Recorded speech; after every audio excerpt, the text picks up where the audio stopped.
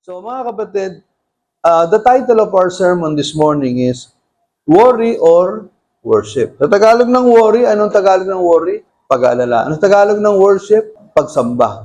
Hoy, pag-aalala o pagsamba, anong pipiliin mo ngayong araw? So mga kapatid, let us start.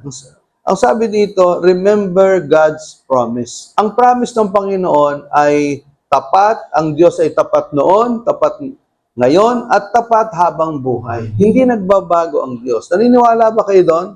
Do you believe that God does not change? Ito medyo theological yung pag-usapan natin. Kung ang Diyos ay nagbabago, ibig sabihin, ang Diyos ay hindi perpekto. Naunawaan ninyo? So therefore, God is not capable of changing. Because if God is capable of changing, ibig sabihin, may pinagsimulan ang Diyos na yung kanyang power nung una ay 10%, 20%, 30%. So there will come a time na para siyang baterya na mauubusan siya ng kapangyarihan kung ang Diyos ay nagbabago. Pero dahil ang Diyos ay hindi nagbabago, yung kanyang mga pangako ay totoo noon, ngayon at bukas. Tama ba? Are you listening? So, ang sabi dito sa Salmo 119, talatang 20. Yung mga kabataan, hindi marunong magsalita ng mga Kastila Okay. Salmo 119, kapitulo 90. Basahin natin. Ang inyong katapatan ay magpapatuloy sa lahat ng salinlahi. So, magpapatuloy sa lahat ng salinlahi. That's the power, the truth, the faithfulness of God. Matibay niyong itinatag ang mundo, kaya ito'y nananatili. Now, ano ibig sabihin nito? He cares for His creation. Ang Diyos nagmamalasakit sa kanyang mga nilikha. Ang sabi sa verse 24, basahin natin, tingnan ninyo ang mga uwak. Hindi sila nagtatanim o nag-aani o nag-iipon sa mga bodega, pero pinapakain sila ng Diyos. Higit kayong mahalaga kaysa mga ibon. Sino dito mukhang ibon? Pakitingin nga. Pastor, ito katabi ko mukhang parrot. Now, ang sabi dito, kung yung mga uwak hindi nagtatanim, hindi nag-aani, hindi nag-iipon, pero pinapakain ng Diyos, kayo pa kaya higit kayo sa uwak? God provides the food. If God provides for the unclean birds, alam niyo, bakit ginamit yung uwak dito? Pero dami naman pwedeng gamitin na uiibon, di ba? Sana pwedeng pipit, maya, o kaya ay agila, o kaya naman ay pato, maya-maya, di ba? So, God provides the food. Bakit uwak ang ginamit? Bakit raven? Raven, akala nyo kung ano English ng uwak, Raven. Okay? Alam niyo, yung raven kasi, hindi ito malinis na ibon. Kumbaga, yung raven, mga kapatid, ay unclean, hindi malinis. Kasi ito, they represent yung mga tao na hindi sumasamba sa Diyos. Itong mga uwak, nire-represent ito yung mga tao na malayo sa Diyos. So, ibig sabihin, kung itong mga taong malayo sa Diyos, mga taong pasaway, kagaya nung katabi mo, pinapakain ng Diyos, gaano ka kaya ikaw na nagtatapat ka sa Panginoon? Hindi ka ba pakakainin ng Diyos? Naintindihan niyo ba? So, you are more valuable than birds. Now, pangalawa, He controls what we cannot. Kinokontrol ng Diyos yung mga bagay na hindi natin kayang kontrolin. Kagaya sa verse 25, basahin natin. Sino sa inyo ang nakakapagpahaba ng kanyang buhay ng kahit kaunti sa pamamagitan ng pag-alala? Sa ibang salin, sino sa inyo nakakapagpadagdag ng isang araw sa buhay niya habang siya'y nag-aalala? Meron ganon? May nakagawa na nun? Na, ay mag-aalala nga ako para madagdagan yung buhay ko. Meron bang ganon? Itong taong ito, umabot ito ng 80 years old dahil araw-araw siya'y nag-aalala. Meron bang ganon? Hindi ba? Yung mga tao na umaantatagal ng mga buhay kasi ito yung mga taong happy. Ito yung mga taong parang parang okay lang, no? Ang dali ng buhay sa kanila, ang sarap kasama, di ba? Ito yung mga taong mahaba ang buhay. So, kaya ang sabi dito, sino sa inyo? Para sinasabi ng Panginoon, kaya mo bang pahabain ang buhay mo kapag nag-aalala ka? Hindi mo kayang pahabain ang buhay mo, bakit ka nag-aalala? Sinasabi ni Lord. Ano ibig sabihin nito? God provides health and long life. Ang Diyos ang nagpo-provide yung mga bagay na hindi natin kayang kontrolin sa buhay. Ang Diyos ang may control niyan. Okay? Worry doesn't lengthen life. It shortens it. Tandaan natin, no? Worry doesn't lengthen life. Hindi nakakapagpahaba ng buhay. Bagkus, ito'y nakakapagpaiksi. Yun ang ibig sabihin nitong, sino sa inyo nakakapagpahaba ng buhay ng kahit kaunti sa pamamagitan ng pag-aalala? Sinasabi ng Panginoon, gusto mo umiksi buhay mo? O di sige, mag-alala ka. It is wasted energy on imaginary problems. So according to psychology, 90% of our problems, of our stress, our worries, they do not happen. 10% lang sa 90% nung mga wino-worry natin ang nagkakatotoo. So ibig sabihin, sa 10 worries mo, isa lang ang totoo. Yung siyam, gawa-gawa lang ng isip mo. So, worry means we lack trust in God. Kapag nag-worry ka, ibig sabihin, wala kang tiwala sa Panginoon. Naunawaan natin. So, nagtitiwala ka sa sarili mo, kaya ka nag-worry eh. Ano ba yung antidote to worry? Philippians 4:6, ang ganda ng translation sa God's Word. Basahin natin. Never worry about anything, but in every situation, let God know what you need in prayers and request while giving thanks. Ulitin natin. 1, 2, 3. Never worry about anything, but in every situation, let God know what you need in prayers and request while giving thanks. So, ano ibig sabihin ito? Never. Pag sinabing never, wag. Wag na wag. Wag ka mag-aalala kahit ano. Kung hindi sa bawat sitwasyon, hayaan mo na malaman ng Diyos ang pangailangan mo habang ikaw ay nagpapasalamat. Tingnan niyo yung Isaiah 26:3. That is also one of my favorites.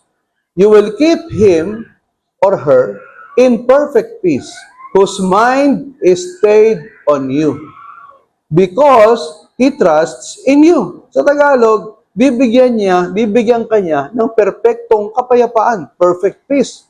Dahil yung isip mo ay nakatuon sa Diyos. Naunawaan natin. So if we keep on fixing our eyes, our mind on the Lord, itong mga worries na ito, unti-unti yan na mawawala.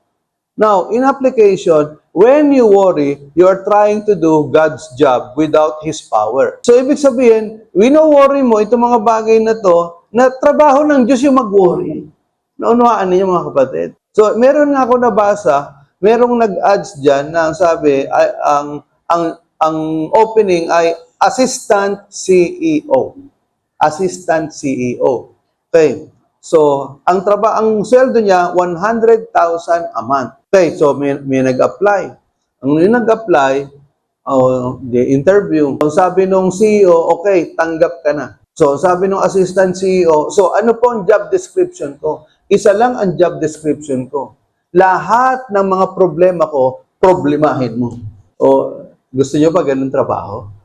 So, mga kapatid, ibig sabihin, hindi tayo Diyos. Sabihin mo sa katabi mo, you are not God.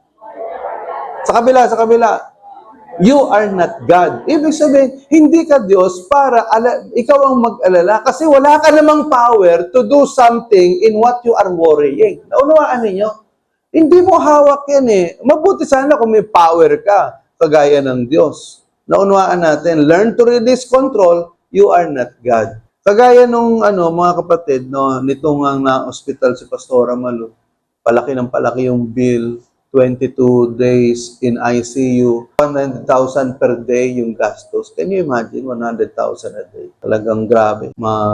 Mapupuri mo, kabaligtaran. So mga kapatid, nag-aalala ako. Sabi ko kay David, saan kaya tayo kukuha ng... Sabi ni David, hindi ba alin tayo? The Lord will provide. Mas malakas pa faith kaysa sa akin. Dating yung donation. Dating. Ha? Parang gripo. Dating yung donation. So, ibig sabihin, purihin nga, palakpakan nga natin ang Panginoon. Purihin ang Diyos. So, that is why, as you see, yung worries ko, hanggang ngayon, purihin ang Panginoon, the Lord still provides. Yung 150 na promissory note, may pambayad na agad. Kasi, yung mga donation, nung dalawang gabi lang, more than 200 yung nagbigay. Can you imagine? Palakpakan nga natin ang Panginoon, purihin ang Diyos. So mga kapatid, no, sabi diyan, do not worry, no? The Lord will provide. Pangatlo, He clothes His creation.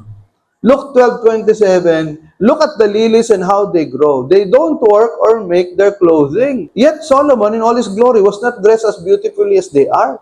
Alam niyo ba yung lilies? Ni-research ko kanina sa internet. Tingnan niyo kung gaano kaganda yung mga lilies. Ano yan konti pa lang yan i-research nyo sa Google, lily, yung lily park. Napakaganda, sobrang ganda. Samantalang, kumbaga, pinapabayaan lang ng Diyos yan At tumutubo lang yan, ang lakas yan, kahit siguro hindi mo diligan, tutubo yan So, ano ibig sabihin nito? God provides clothes. Ang sabi dito, kung tingnan nyo yung mga lili, tingnan yung mga halaman, kung paano sila lumaki. Hindi sila nagpapaganda at walang nagbibihis sa kanila. Pero kahit si Solomon hindi nakapagbihis ng kagaya nila. Pero ang sabi dito ng Panginoon, kayo pa kaya? Kayo pa kaya na hindi ko pa aalagaan? So God provides for our physical needs like clothing and shelter. God is not blind to your bills, to your budget, and to your broken heart. Diba? Ulitin ko. God is not blind to your bills, to your budget, and to your broken heart. Nakikita ni Lord, alam ni Lord yung bills na babayaran mo. Alam ni Lord yung budget mo. Alam ni Lord yung broken heart. Kaya kayo magpaturo kayo mag-budget kay Lord. Hindi yung nagdudunong-dunungan kayo. Okay? He knows, He sees, He provides, He cares. Alam ng Diyos, nakikita ng Diyos ang nagbibigay, ang Diyos ang nagmamalasakit. Hindi lang siya almighty, siya ay all-knowing and all-caring Father. Naunawaan ninyo, kung yung tatay natin marunong magmalasakit sa atin, gaano pa kaya ang ating Diyos Ama? Amen? Amen. Praise God. Palakpakan natin ng Panginoon. Pangalawa, major point, reject worry in your life. Reject. Pag sinabing reject, ano sa Tagalog ng reject? Tanggapin. Tanggapin? Tanggihan. Tanggihan. Ang pag-aalala, hindi lamang emosyon. Ito'y pagtalikod sa tiwala. So, ibig sabihin, kapag ka pala nag-aalala ka, hindi lang to emotional rejection, kundi talagang wala, hindi ka nagtitiwala. So, naisulat ko nga, worry is worshiping the problem, while worship is weakening the problem. Okay, pakitagalog nga. Ang pag-aalala ay pagsamba sa problema.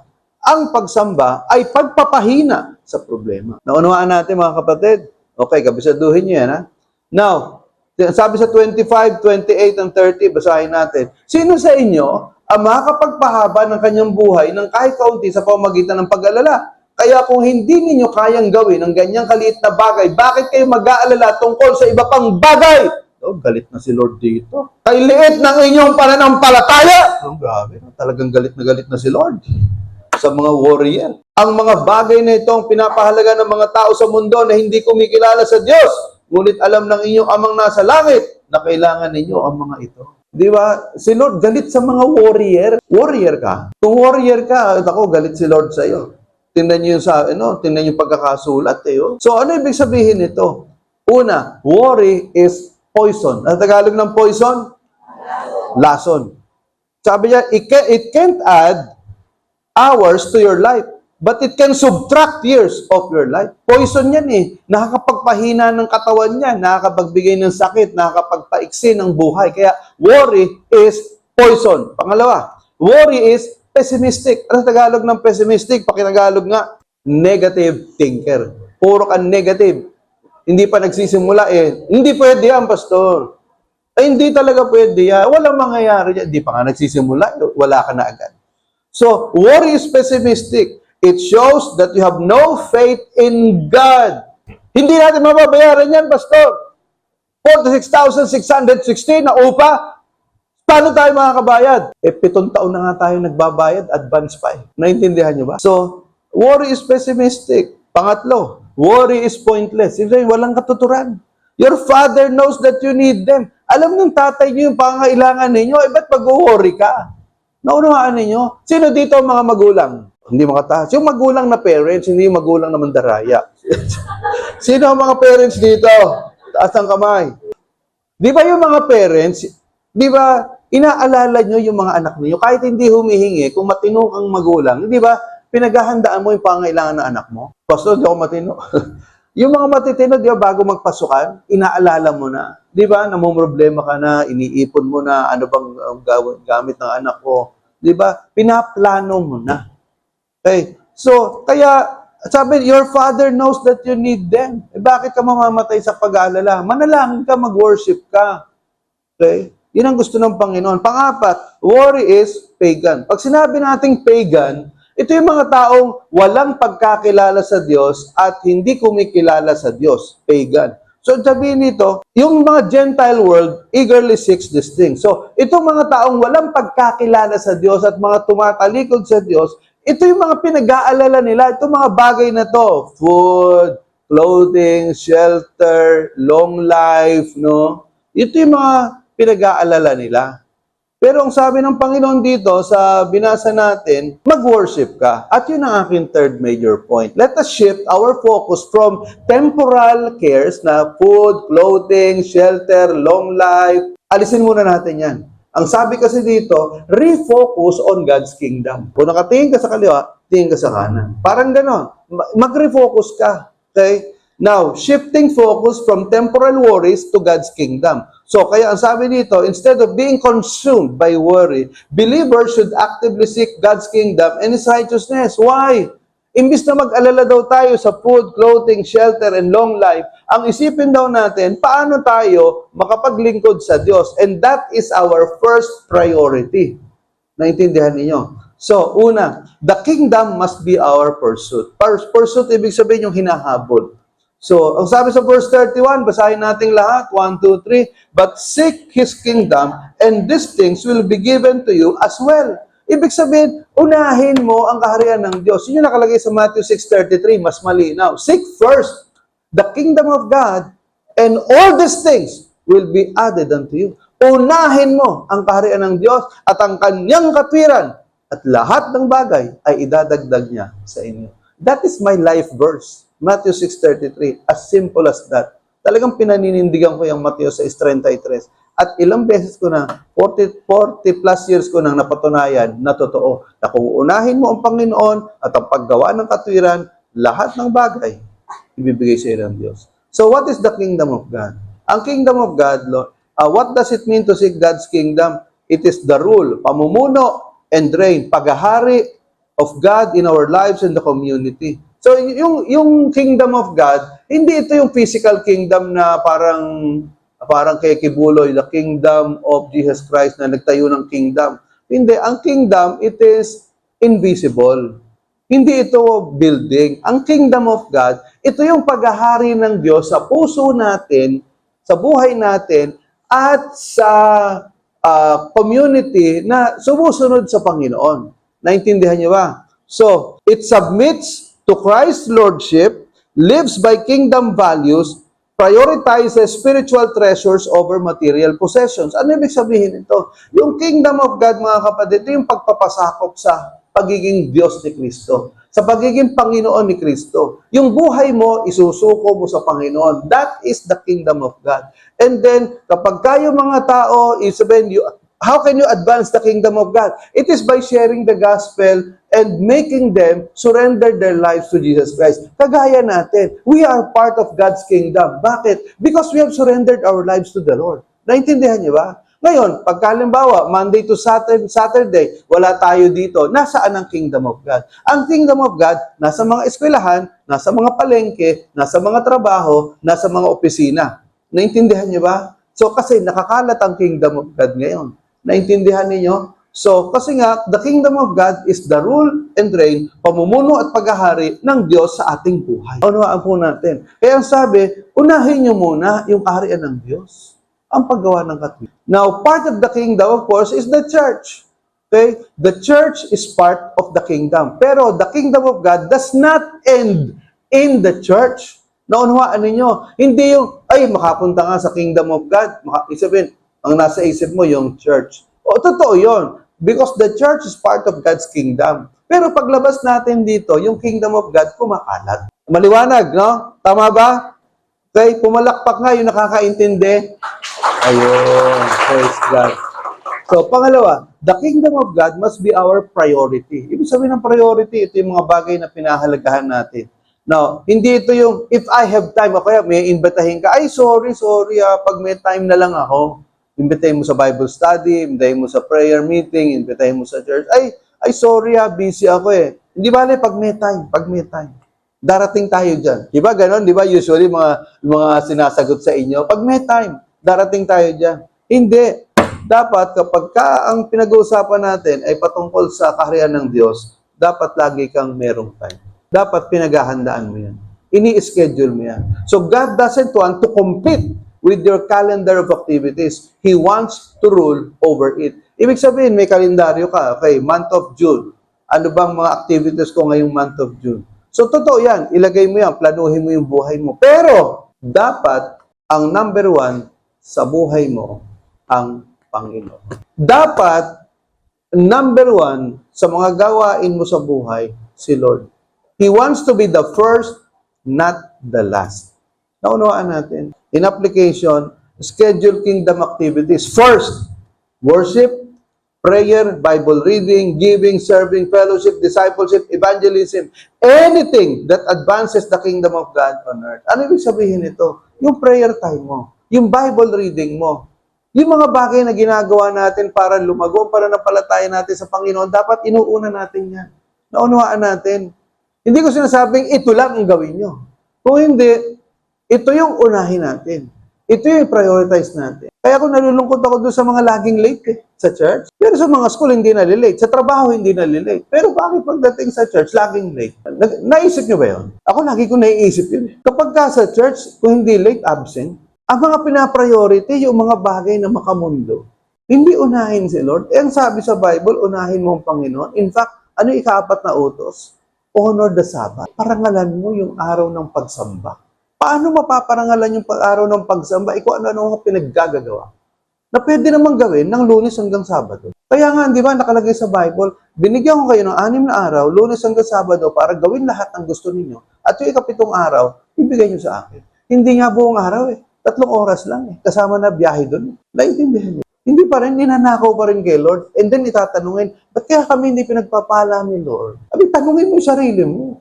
Huwag mong tanungin si Lord. Ikaw ang gumawa niyan Ikaw ang nagdesisyon yan.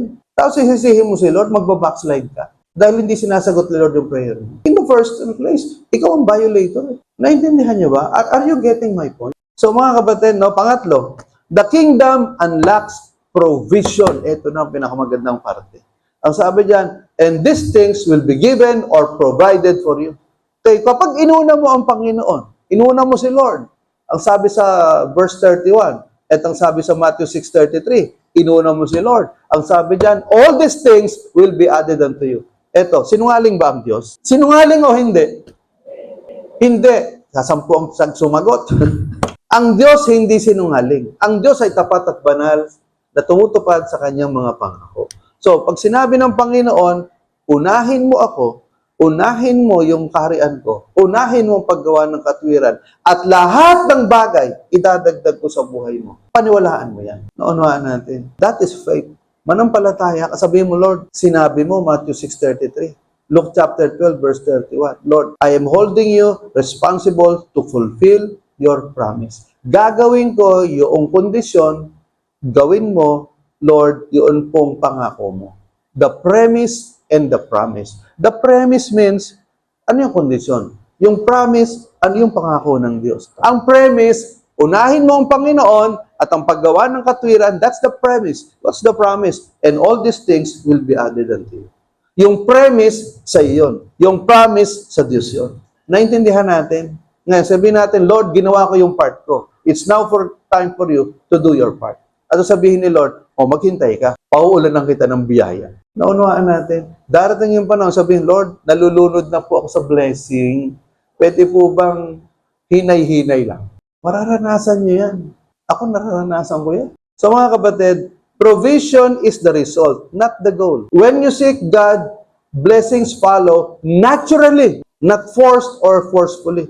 Kapag ka ikaw, inuna mo ang Panginoon, ang pagpapala ng Diyos, hahabulin ka.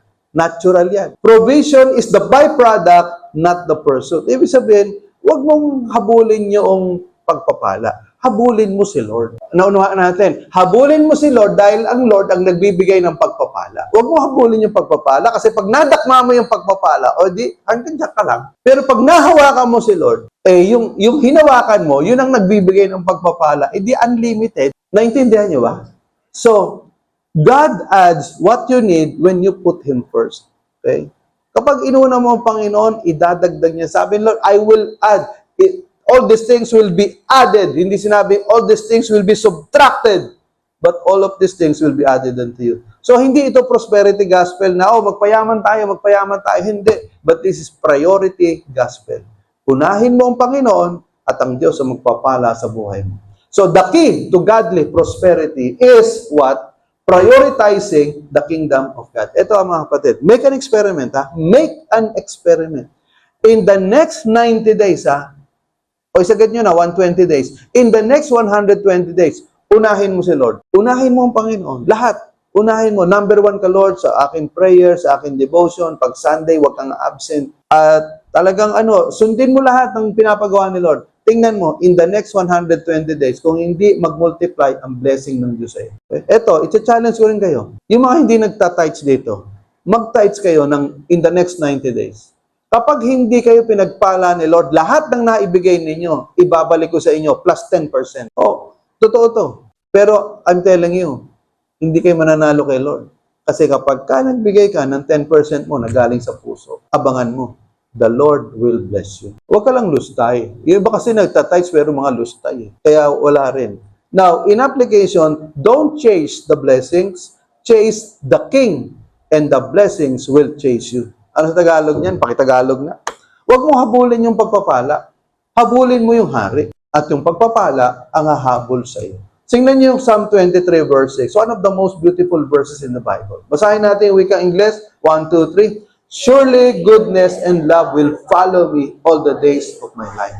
And I will dwell in the house of the Lord forever. Alam niyo yung salitang follow? Itong follow daw na ito yung talagang chasing. Parang halimbawa, nabasa ko yung isang illustration ng isang scholar. Sabi, ito yung halimbawa, yung pulis na hinahabol yung kotse na may violation. Hindi ba yung pulis talaga hindi titigil, nahabulin niya yung violator. Ganun daw ibig sabihin nito. Hahabulin ka. Hindi titigil yung pagpapala hanggat hindi ka nahuhuli. Sa Tagalog, tiyak na ang kabutihan at kaawaan ay susunod sa akin.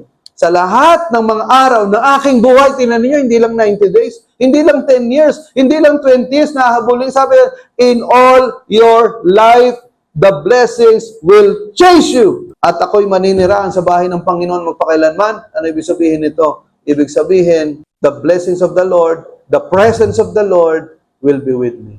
Naintindihan niyo ba mga kapatid? Now, itong si Stanley Tam, owner of US Plastics.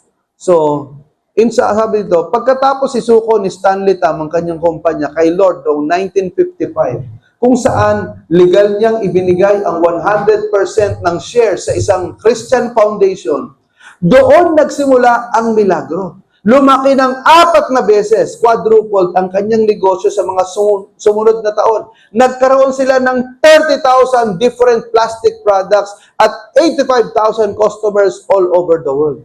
Hindi niya to inangkin bilang husay niya sa negosyo, kundi bilang pagpapala ng Diyos. Nanatili siyang simpleng mamuhay at ang lahat ng kita ay diretso sa missions at evangelism. Ang kanyang kwento ay patunay na kapag si Lord ang tunay na may-ari ng negosyo, siya rin ang bahala sa paglago nito. Higit pa sa kaya nating isipin o planuhin. Can you imagine? Nung una, 55% para kay Lord, pinagpala. Pero nang usapan Diyos sa kanya, i-turn over mo na sa akin lahat. So nag-struggle siya pero he decided, sige Lord, 100% ng kita sa iyo. Nag-quadruple. Can you imagine? 4 na doble.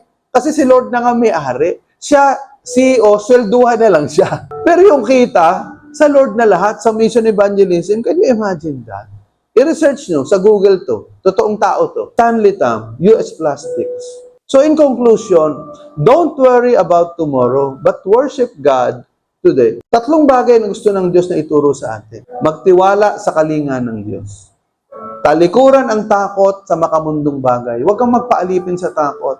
Your Father loves you so much. Kung yung mga uwak, pinapakain ng Diyos, yung mga lilis, hindi inaalagaan, pero ang gaganda tumutubo. Ikaw pa kaya? Pangatlo, ituon muli ang ating buhay sa mga prioridad ng kaharian ng Diyos. Unahin mo si Lord. Unahin mo yung paglilingkod sa Panginoon. Unahin mo ang Panginoon. And I'm telling you, hindi ka magsisisi. So choose today what you will do. Piliin mo, anong gagawin mo ngayon? Worry or worship? If you worry, you lose. If you worship, you win. Palakpakan natin ang Panginoon. Praise God. Oh, let us pray. Salamat po, Panginoon, sa pagkakataong ito na kami ay nakapakinig ng mensahe. Napakahalaga po nito, Panginoon. Ito yung susi, Lord, ng kapayapaan at kasaganahan. Salamat po, Panginoon. Napakabuti mo.